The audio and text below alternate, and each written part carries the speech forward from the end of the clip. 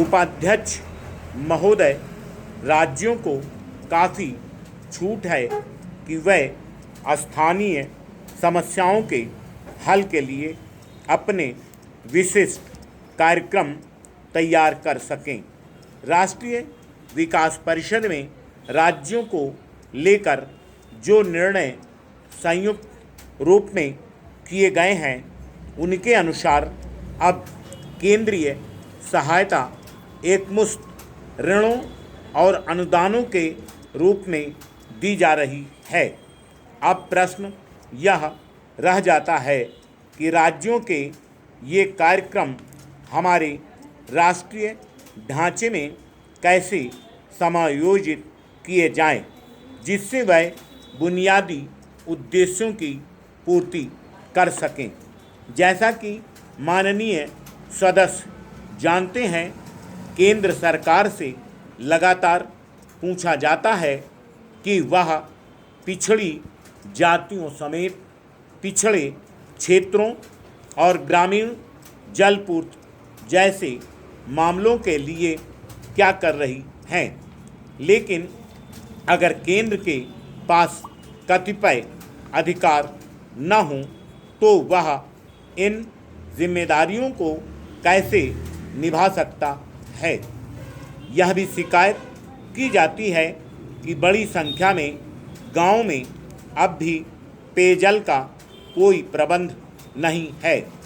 अगर आप पेयजल की पूर्ति से संबंध समग्र प्रावधान को देखें तो आप पाएंगे कि हमारी योजना में यह पर्याप्त रूप में विद्यमान है। लेकिन मैं अनुभव करती हूँ कि वर्तमान प्रावधान के बावजूद इस समस्या को प्रभावी ढंग से हल किया जा सकता है, परंतु उसके लिए यह सुनिश्चित करना आवश्यक होगा कि ग्रामीण जलपूर्ति तथा पिछड़े क्षेत्रों के विकास के लिए निर्धारित धनराशि अन्य कामों के लिए उपयोग में न लाई जाए। लेकिन दुर्भाग्य से ऐसा कभी कभी होता है।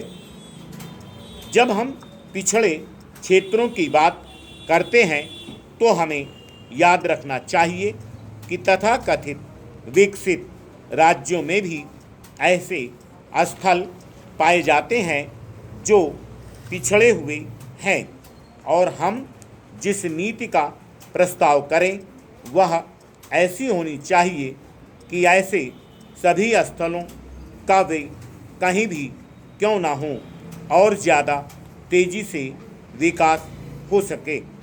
वित्तीय संस्थाओं की नीतियों को भी नया रूप दिया जा रहा है, जिससे वह ऐसे क्षेत्रों में उद्योगों के विकास में सहायक हो सकें। और जैसा कि राष्ट्रपति के अभिभाषण में कहा गया है, ये सभी योजनाएं सभी लाभदायक फलदायक होंगी जब इन सभी क्षेत्रों में विकास के लिए आवश्यक पूर्व तैयारी तेजी से पूरी कर ली जाएगी।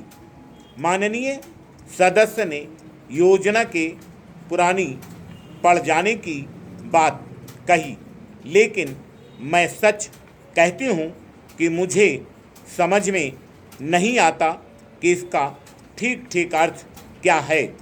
आर्थिक क्षेत्र में राष्ट्र के सामने तात्कालिक कार्य है। Full stop.